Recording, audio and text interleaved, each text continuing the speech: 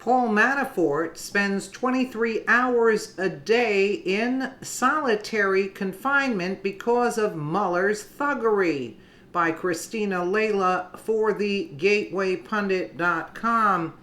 On June 15th, a federal judge jailed Trump's former campaign chair, Paul Manafort, ahead of his trial, citing recently filed obstruction charges. Because of Mueller's thuggish tactics, Paul Manafort, 69, spends 23 hours a day in solitary confinement in a Virginia jail, even though he has not been convicted of a crime, nor is he a danger to society. One of Manafort's lawyers, John Dowd, previously told Fox News he is in solitary for his safety. The warden is concerned that someone would violently attack Paul just for street cred. Meanwhile, Hillary Clinton and Obama's corrupt FBI and DOJ thugs roam freely. Where is the justice?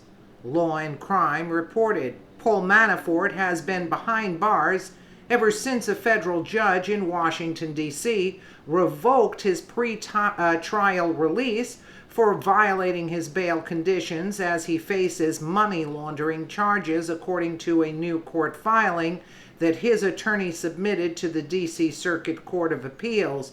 The former Trump campaign manager isn't just behind bars, he's in solitary confinement.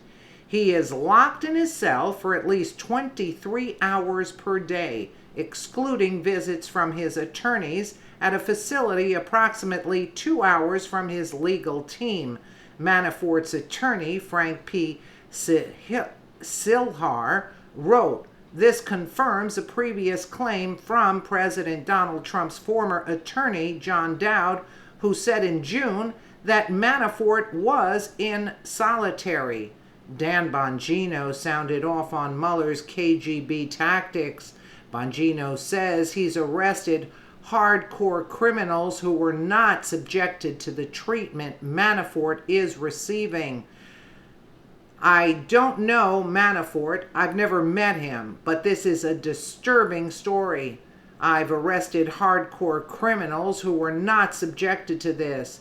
The police state has arrived courtesy of Bob Mueller and his liberal backers.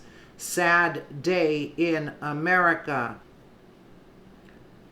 Byron York, 23 hours a day in solitary confinement in a Virginia jail.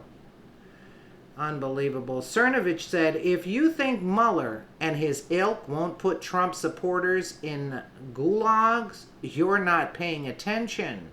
Wow, isn't that precious?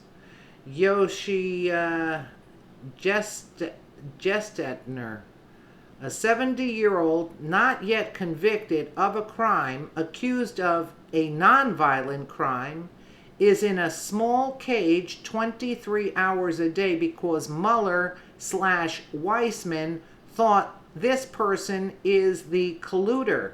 Hence, they went after him with the full force of the cruel brutality that drives those two thugs. Kyle Griffin, Paul Manafort is being kept in solitary confinement in order to guarantee his safety, his lawyer said in court documents filed this week.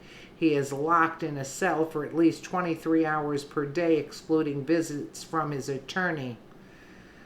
Byron York, New York filing. Paul Manafort is being held in solitary in Virginia jail, locked in a cell 23 hours a day.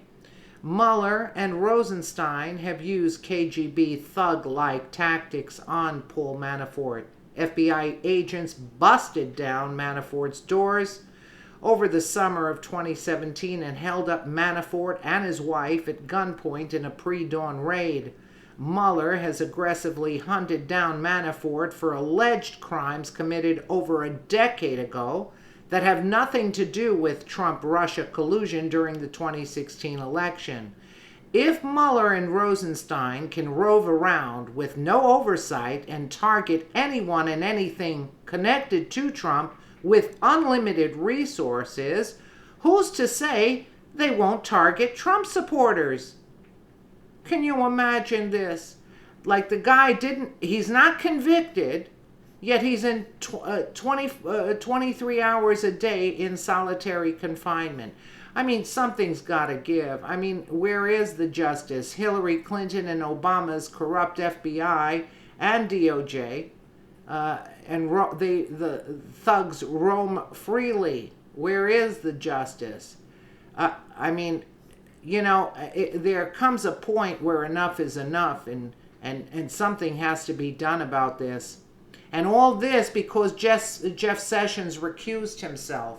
He could have ended this Mueller witch hunt and taken everybody down in the process, shut everything down. Yet that weasel, I'm still going along with Judge Janine. He's the most dangerous man in America because he had the opportunity to unrecuse himself. He recused himself under a false law. And since he knows now it was a false law, why didn't he unrecuse himself and take his position? Except he doesn't, and he absolutely adores Rod Rosenstein. So what does this tell you? What does this tell you? That the corruption runs deep and it's starting to get a little scary. Let me know what you guys think in the comments below. And again, thank you so much for watching.